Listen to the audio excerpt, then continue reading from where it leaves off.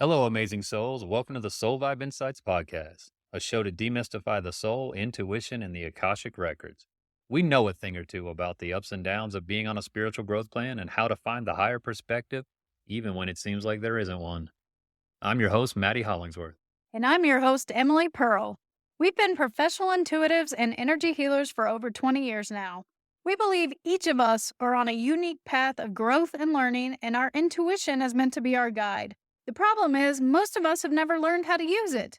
That's where we come in, helping you discover how your intuition works and the lessons your soul has chosen to learn in this life is what we're all about.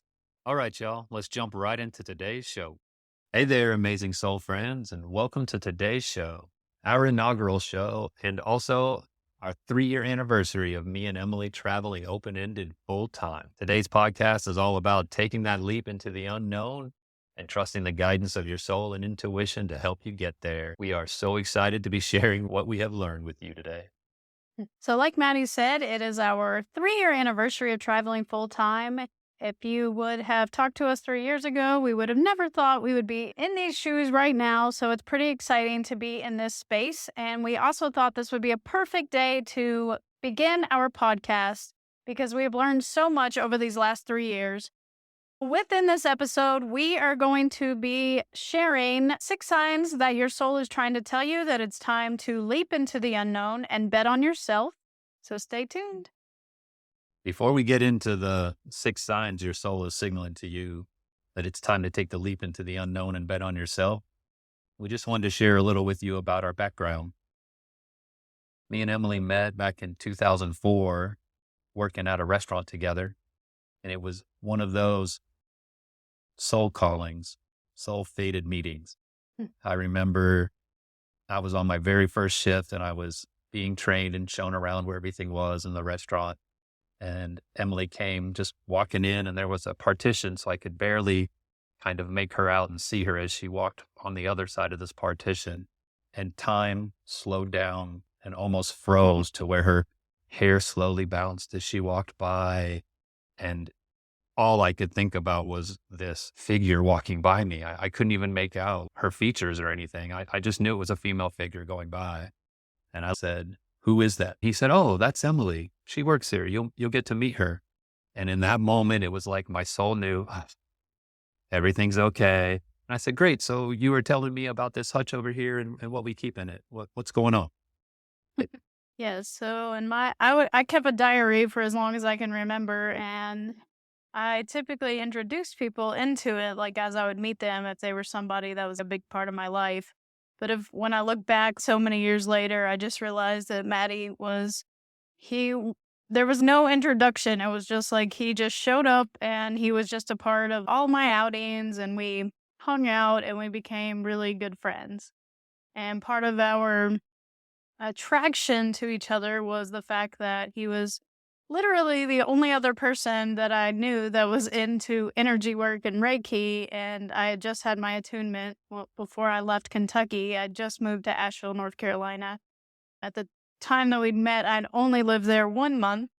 And so it was just so cool, like getting to meet someone else that was interested in Reiki, and we could talk about it, and he understood, what I was talking about, and we would get together at his house and we would practice Reiki. We'd practice like different things. I had like, so many books about energy healing, and we would practice all these different techniques together. So it was pretty cool to build a friendship based on that. Yeah, it felt like we didn't even really build a friendship as much as just we were instantaneously top 3 best friends in our lives immediately. And it was a For sure. cool rush and a cool feeling. Indeed. I remember we would try to look at our fingertips in low lighting and see the energy coming off of them, or try to read each other's auras against like a whitish gray wall to see what we could see in low lighting and stuff. Totally. I hadn't even had my first Reiki attunement, but I knew about Reiki back then. But I just recently read The Alchemist and Celestine Prophecies. So I was into trusting your guidance, whatever that inner something is. I didn't even know to call it intuition back then, And the But synchronicities. synchronicities, absolutely, which moving to Asheville was very synchronous for me because Emily and I were going to meet. We were going to run into each other about not quite 2 years after I moved to Asheville. Yeah. And 1 month after I moved to Asheville. Yeah. It was super synchronistic for me too. I'd just gone through a breakup with my college boyfriend. I'd graduated college. And this was like, let's see, because I moved there in April. So I guess it was not quite a year after I graduated college. And I was just like, all right, it's time. I gotta make a change. And so I moved to Asheville because my brother lived there and he'd lived there for, a few years at that point. And he's like, oh, you gotta check it out. Oh, you're gonna love it here. And so I went and checked it out, and oh my gosh, I like loved walking downtown. There was crystal stores and there was used bookstores with all kinds of energy healing, and I just loved the vibe of it and the organic food and really in the amazing food. There's like so many restaurants. It was so cool. But anyways, I went down there and met some of his friends, and they offered to let me stay with them while I looked for a job. I printed off a bunch of resumes and went downtown and just started like going to all the restaurants to hand out resumes. And I got an instant interview at Cafe on the Square and was hired. And they allowed me to set up the job to where I was going to move there because I was going to move there the end of April, and they let me start May 1st. It just worked out so perfectly for me, and that gave me time to set up an apartment and get myself set up before I started my job because I knew to expect it, and so it was super synchronistic for me. And then a month later, I met you. Yeah. Pretty cool how the universe kind of lays things out for you. Absolutely. You got that instantaneous interview, and my roommate and I had just started shooting pool, had a bar, and there was a ping pong table in the back, and we enjoyed playing ping pong. About a month after that, we were getting to know a few kind of regulars that would come in a couple nights a week after their shift was over. And I remember one time just mentioning, kind of in between work, I need to get back out in the workforce again. And Rob and I were both sitting down, and it wasn't our turn to play. And he looked at me, he goes, well, I mean, what do you do? I don't know that about you. And I was like, oh man, I've pretty much always been in food and beverage on the service side of things. I've got 14 years. And he just looked at me and his mouth open. He goes, I manage Cafe on the Square downtown, casual fine dining. Why don't you come talk to me? We need people. And I was like, what day? He said, come see me on Thursday. I showed up on Thursday with my resume. We had a conversation and I had a job. That's another little synchronistic thing, Mhm. how pieces just align. You never know how your life's going to unfold, why you're choosing to be somewhere or do something, or the people you meet. So we're 20 years later now, but I can't exactly say that everything flowed so easily for us the rest of the time. No, life's not always easy. Learning your lessons and moving through can be very flowing and easy, but it can also be rather challenging. But I feel like we're getting a little off subject. So let's kind of reel it back in and talk more about how we got to where we are now. So you heard the story about how we met, and then it would still take 7 years before we would actually become a couple. And then to this day, we've been together 13 years and married for 10 of those. And we started working in the Akashic Records about 4 years ago now. And that's really when we became into awareness about our souls and what it actually means to live a life with its guidance and moving forward just with the help of our soul and its desires and what that actually means when your soul starts to speak to you. And just a little bit of backstory there prior to us studying in the Akashic Records or like learning how to read in the Akashic Records. It was during the pandemic. We had worked at, I think it was like our third restaurant that we worked together at this point over a period of 18 years. I can't say we were exactly happy in the restaurant business, but we kept thinking, oh, if we move to a different spot or have a new role, then maybe things would be a little bit better and we would be much more fulfilled. But that never seemed to be the case. It always just seemed to be more of the same. before the pandemic happened, for the year prior, we had been helping both managing a restaurant, but we helped open up this restaurant. And by the time the pandemic came, we had only been open for what, 8 or 9 months at that point? 9 months. Yeah, so 9 months. So, I mean, basically by the time that we even opened, we were so burned out because it was just like one thing after another trying to get this place open. I mean, the building was old, so there was like all kinds of different things that kept happening in order to get that ready. And we were just along for this crazy ride. So by the time we even opened up, we were just so burned out and things just started going wrong for the restaurant. The head chef decided to switch directions. We had trained the entire staff in one direction, and then now all of a sudden, after opening, we were switching directions, and then it just seemed there was like a domino effect of all kinds of different things that just kept happening. And I mean, I can't even say how many times I've said, "Oh my God, I'm going to quit. I really want to walk out right now, but I don't want to just do that to everybody." And then the pandemic came. And 3 days before North Carolina shut down, we got a phone call from the general manager. And all she said was, "Come get your shit. We've all been fired." Okay. So we went and picked up our personal belongings, packed up the entire restaurant. packed up the entire restaurant. They were, at that point, there was no toilet paper to be found in the country. So they opened up a case and were sending people home with. That was our consolation That was prize. our consolation prize. Here's your 2 rolls of toilet paper, and oh, here's a head of celery and a little bit of peppers and things. And I grabbed as many of the open wine bottles from the bars. I mean, pretty much took home all of those because they're not going to be any good. But yeah, the consolation prize was pretty much toilet paper. People were actually there getting their personal stuff and excited to grab a couple rolls of toilet paper. So if you can imagine, we were a teensy bit disgruntled at that point. And in shock. Yeah, and in shock because we were like, "Oh, fuck, what are we going to do now?" We really didn't have any other options. And of course, I mean, I know the entire world was in this state at that point. Like, what in the hell is going on right now? And even on top of that, we got a phone call from Maddie's aunt asking us if we would start caregiving for his uncle who was dying. So we kind of immediately went from the shock of being laid off from our jobs to now we're the caregivers for his favorite uncle who we both just like adored and loved. And it was just, we'll just say that it was not the easiest transition for us. I personally wasn't in the best space.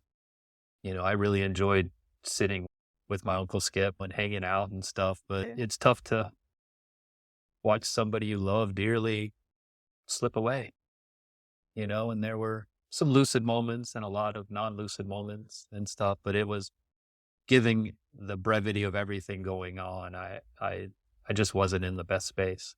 I would like a do-over, but I gave what I could, and I sure loved him. And it was a shock when his wife's cancer came out of remission at the same time. She needed care as well. Yeah. And so we kept going over there and we realized that she was not in the best space either, but she was in complete denial about it. And that was really hard too, because we had to kind of, I don't know, put our foot down and be like, okay, you have to face what's happening right now. You all need care more than what we can give. We're just not trained for this kind of care. Yeah. And so that was really hard. And then at the same time, our beloved Beagle we had known that she had cancer. The vet had talked about that with us, and we could tell that it was starting to affect her more. Her body was starting to shut down. We were feeling very torn because we really wanted to spend as much time with Maddie's uncle as we could and his aunt, but we also wanted to be home with our Beagle because we knew that our time with her was slipping away as well. So basically, as a last resort, for our anniversary, we decided we were going to order Akashic Record readings because at this point, everything seemed like it was imploding at this point. We were experiencing all of this anticipated grief. We were in shock and not really knowing what to do about work. We just were kind of at this complete loss and not knowing how to move forward. And there was a month-long turnover time on these readings, and it was our, 7th year anniversary? It was our 6-year wedding anniversary, and we're like, "All right, fuck it. Let's get these readings because we don't really know how to move forward." And the world hadn't opened back up yet. Our jobs were completely gone. We weren't furloughed, just waiting for the restaurant to open. So we were very much in this flux of, it's been a few months now. I feel better. I'm not going through adrenaline hits every night. I'm not having the frustration. My burnout is slightly subsiding. I think I even realized, whoa, I was in burnout, massive burnout. Like, I don't know if I want to go back to that. Yeah. We were kind of, this is where we're at. Do we really want to just wait till we can jump back in to this life that wasn't super satisfying, didn't feel very successful, despite how it looked on the outside? I mean, we had really nice jobs for Asheville, North Carolina, as far as the fine dining industry. From the outside, everything looked just fine, but on the inside, it wasn't. So this was kind of a Hail Mary. Let's see what comes of these soul readings.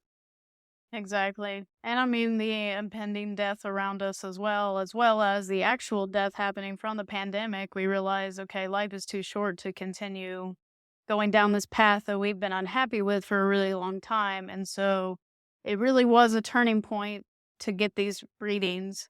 And I'll never forget, it's like we had trouble sleeping the night before. It was almost like we just knew that they were going to be delivered that morning. And as soon as they were delivered, we went to our respective parts of the home and started reading. And each of the readings were roughly 30 pages each on the computer. So we're just reading along. And of course, I become in tears because of how deeply it was hitting me and how it really was reaching into my soul and telling me all of these things that it didn't seem like someone on the other side of the world should be able to know about me, someone that I had never even met before. So The accuracy with which my internal world was described blew my mind. yeah, There was no way that this could be happening without you knowing things about me or being inside my head. So the brevity of the situation, the truth of it really just hit me deep. yeah, And I paid same. attention to the other parts of the reading that talked about my innate soul gifts, Mm, my life lessons, the themes of my learning, so I could start to be aware and not just things blowing up in my face or, once you're aware of things, then you can consciously start to choose. Then you can notice what's going on and realize, oh, this is meant for me. This is at my soul's direction for me to grow from. I'm not a victim here. I can let go of some of that victimhood and victim mentality and realize I can choose to grow. I can turn this into something positive. And this was huge for us in moving forward and deciding that we wanted to shift direction. yeah. And I would say some of the most helpful information was really learning about our soul gifts because Maddie and I, we'd been doing intuitive work for, 20 years at this point, but at that point we couldn't put our finger on how it worked or the consistency of it all. So once we were able to learn what our dominant gifts were and how our gifts worked, then we were able to focus mostly on those gifts. And then, from that point on, they've just pretty much flourished. And I can say without a doubt, I know exactly how my intuition works now. I know when an intuitive hit comes, and I know when I'm blocking myself from intuitive hits. And I can pretty much honestly say I know how all the intuitive gifts work. I always wanted to be clairvoyant, and that didn't come through, but But I realized that that's not one of my strongest gifts since I started focusing more on my more dominant gifts. And I do have some clairvoyant moments, but it's just not something that, comes all the time. But I'm okay with that because I I've really learned how to hone my gifts, and that's been really huge for me. Something else that we came into was these signs that our soul was trying to tell us to take a leap into a new direction. And some of them had been coming up for years. That's so true. And some of them were starting to come up at this point now that we were really paying attention. So let's get into these 6 signs. Also, really quickly, I just want to pull things together. So after we got our readings done, we ended up taking the course, Anastasia's course, to actually learn how to do the readings ourselves because we were so blown away by them. And part of the coursework is we had to find 24 people that we didn't know to do these readings for. And then we met with the people afterwards, and then they were blown away by the information as well. And so since then, it's been, 3.5 years now? 3.5. So 3.5 years now that we've been doing these readings for our clients, and we've really honed our skills, and we've added some sections, and we've really used the information that we learned to really just make these readings mind-blowing and incredible. Yeah. To be the soul activation that they truly are. Indeed. So when we talk about shifting directions, like this was definitely one of the first steps in us shifting directions. And then when we were working in the Akashic Records, we started getting all these other little intuitive hits about the direction that our lives could be headed as well. And so one day we were kind of given this intuitive hit about selling our house. And at that point, it was like completely off of our radar. We weren't even thinking about that at all. And then not too long after that, we got this thing in the mail saying that this huge complex may be built next to us. And so it just kind of seemed like, okay, maybe this is something that we should put together at this point. So I know we've been very wordy, so I don't want to get too far into it, but we ended up getting 3 very distinct signs that it was time to sell our house. This was 3 years ago now, and it totally came through. Each of the 3 steps, or each of the 3 key hints that we were given in the Akashic Records helped make the house sale. I mean, we ended up breaking a record for our house sale because we listened to these intuitive hits. So I just wanted to just point out, once we started listening to our soul and actually using the activation from our reading and working in the Akashic Records, that is how we got to these 6 signs that we're going to be talking about in this podcast. So let's get to it. Enough about us. All right. Number 1, these are in no order of importance, but the first one, you have a deep ache in your soul that something is missing. Yeah, this is a big one. For a lot of us, you might have checked off all the boxes. There is kind of a plan that society has for you, at least in our generation, for sure. And in our parents' generation, you do good in school, you get your degree, you might meet your partner there, but you go out into the workforce and, you work at a place for 25 or 30 years. You meet the person, you get the home, you have the family. White picket fence. Yeah. The white picket fence, 2-car garage, and everything's just hunky-dory, yay. Well, that's not always the truth. I mean, that plan still could possibly work if that's the plan of the soul. But for a lot of people, that's not always the plan. So often you've busted your hump, you checked off these boxes, and yet something's missing. That satisfaction on the inside, that feeling of success on the inside, that purpose. I feel like what I'm doing is purposeful. And not just your job as purposeful, because your job does provide a purpose and helps you to keep food in your fridge and a roof over your head. I mean, so there's a purpose there, but it's that feeling of what you're doing is meant for you, purposeful, the way that you're living your life. It might have to do with the work that you're doing. The second sign your soul is signaling to you that it is time to take a leap into the unknown and bet on yourself is you keep getting lost in this daydream of your life, or there's just a specific part of your life that you wish was different. And your imagination is one of the ways that your soul speaks to you. You may end up getting lost in this daydream, but feeling like there's no possible way it could happen, or you're constantly shutting it down within yourself, or telling yourself, you know what? No, I mean, everything I should be more grateful. I should be happier with what I have. But you have to keep telling yourself that over and over to try to override this daydream that you have for your life, or just a specific part of your life that you wish was different. And so pay attention to those daydreams. And these could be daydreams of anything. Could be something as simple as you dream about leaving that relationship behind that's not super fulfilling, or leaving that job behind that just doesn't give you the satisfaction and feeling on the inside of success that you want, and start a blog. And your just logical mind is, how could that possibly work? Yeah, exactly.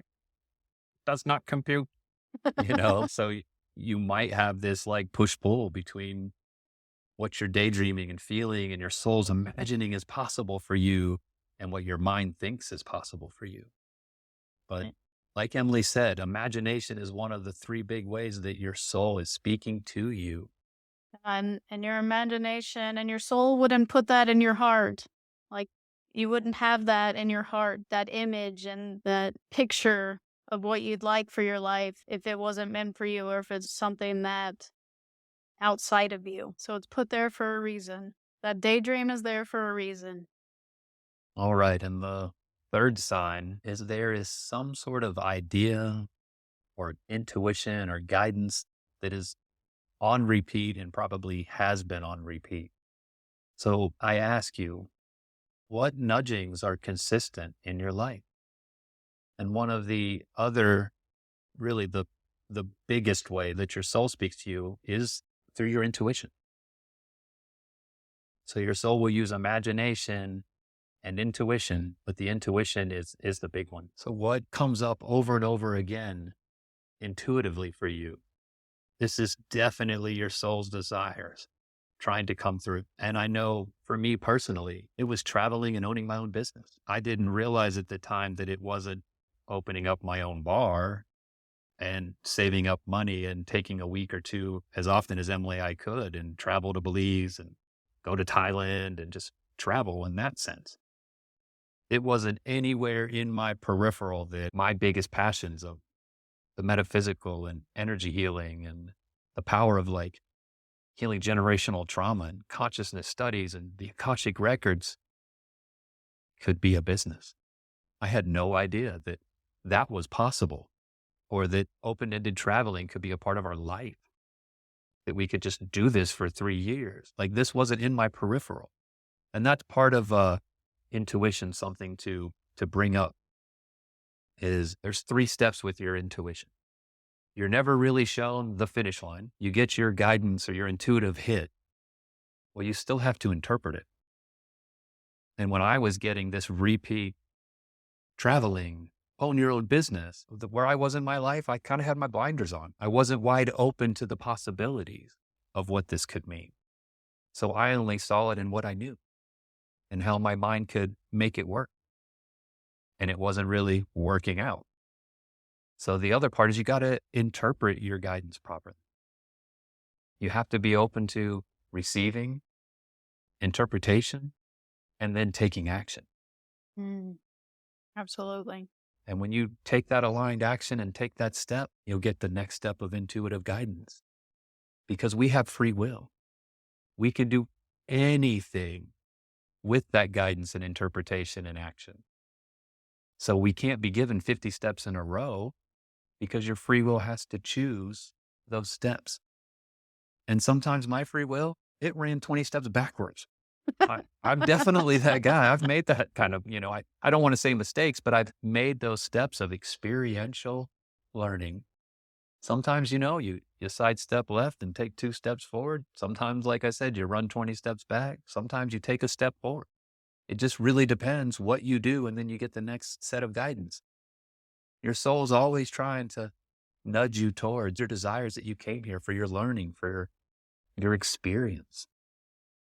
I think it's a good thing to kind of note that when you follow your soul, it's about your growth. It's not going to all be roses and smooth sailing. I mean, you're going to be nudged towards what is going to give you the biggest growth.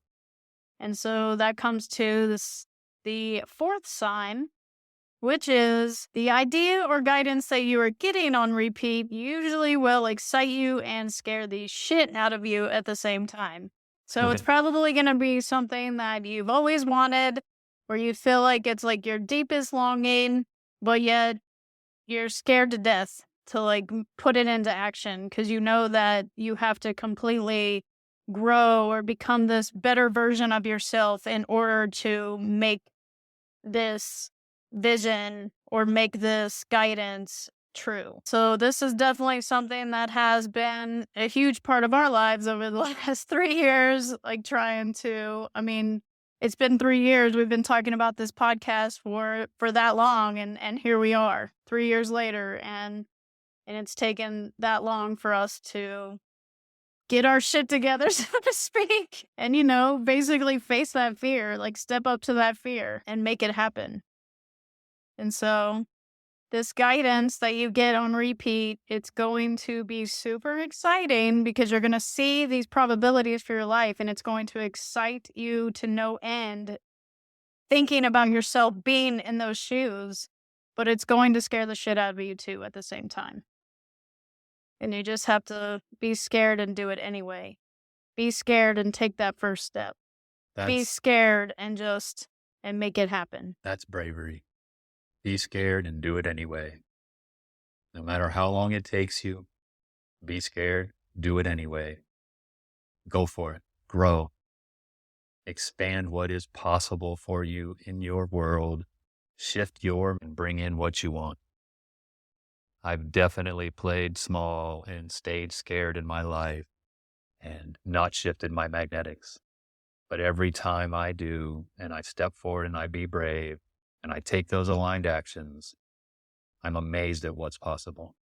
Just on the other side, I'm amazed at what is possible. And we all have that within us. So the next sign, number 5, and this one can be a bit of a tough one, is that there are probably things that keep going wrong, or you're experiencing loss, or maybe multiple losses in a row, a bit of chaos in your life potentially. Yeah, upheaval. Upheaval, that's the word. Yes. And this could be anything, especially with the pandemic. A lot of us lost people in our lives. So this could literally be the death of someone that's moving through, or it could be the loss of a friendship or a relationship. That's no longer serving you. Absolutely. At one point, the energy matched and you two were good together as a friend or, as partners or lovers, but it doesn't serve you anymore. This could be your job. But basically, loss is necessary to make room for something new. And it may not even have to be, something that catastrophic either. I mean, it could just be something like you never lose your keys and then all of a sudden, oh my God, where are my keys? Like they're always right here. And then, you find that they had slipped out of your pocket down in the couch or something like that. So try not to fear this sign because it is a necessary thing. Loss is a necessary thing to help make room for something new. And basically, your energy and your magnetism are changing, and this is being reflected in your outer reality. Like Emily said, it doesn't have to be dark or scary. Think of just any kind of loss, but notice if loss is happening in your life.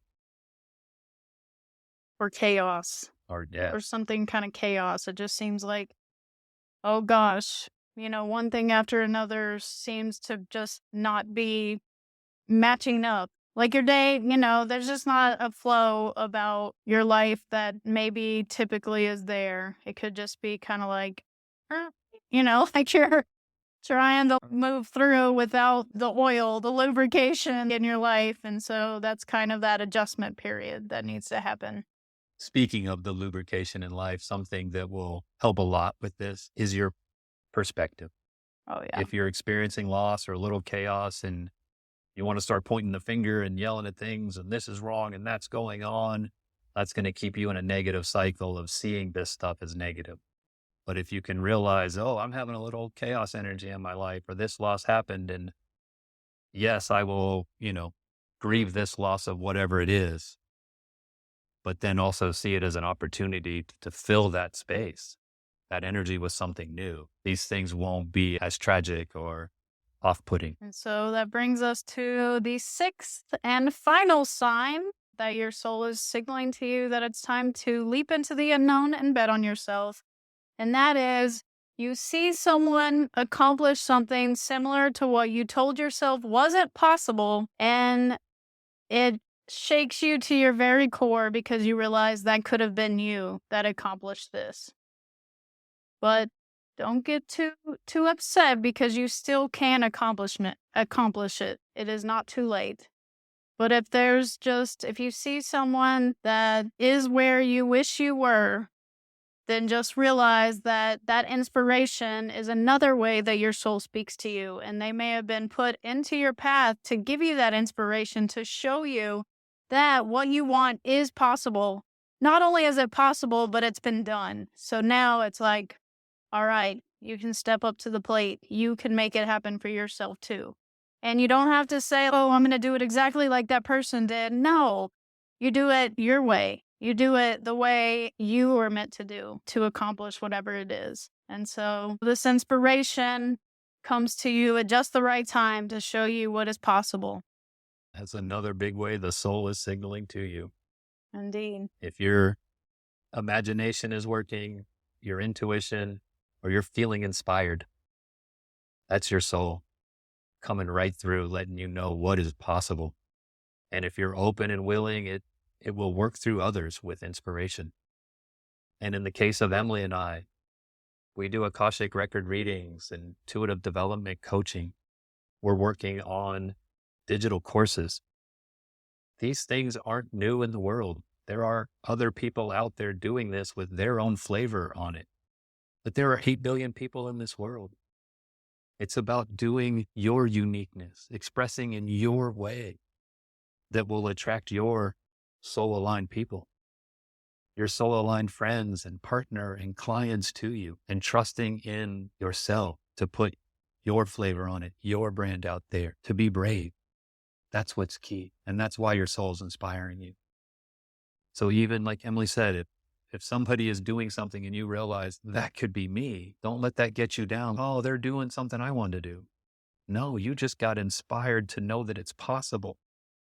So go forth and put your energy out there and do whatever it is that you were just inspired to do. Go be you. So, just to reiterate, the 6 signs that your soul is signaling to you that it's time to leap into the unknown and bet on yourself is 1, you have a deep ache in your soul that something is missing. 2, you keep getting lost in a daydream of your life or a specific part of your life being a different way.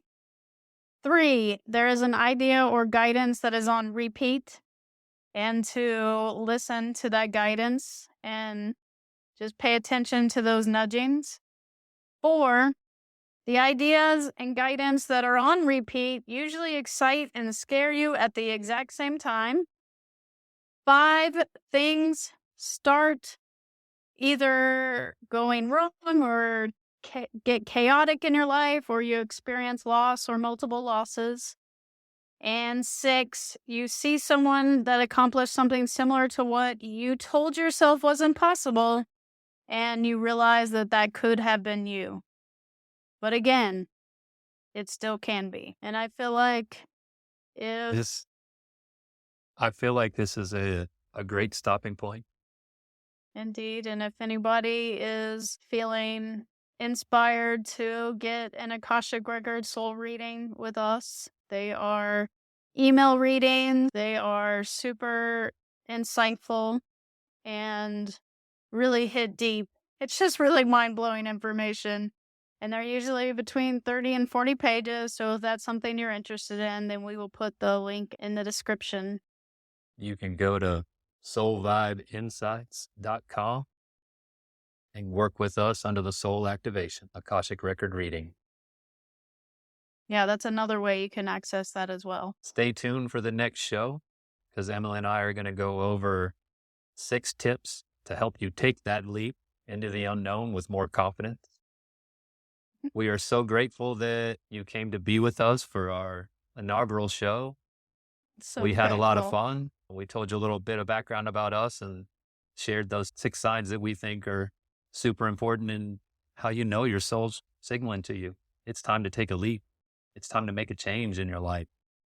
If you enjoyed this, we're brand new podcasting, so give us a rating and a review. Hit us up.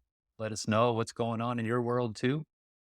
And we'll see you at the next show. 6 tips to help you take that leap into the unknown with more confidence. Yeah, thank you for joining us today. It's truly an honor.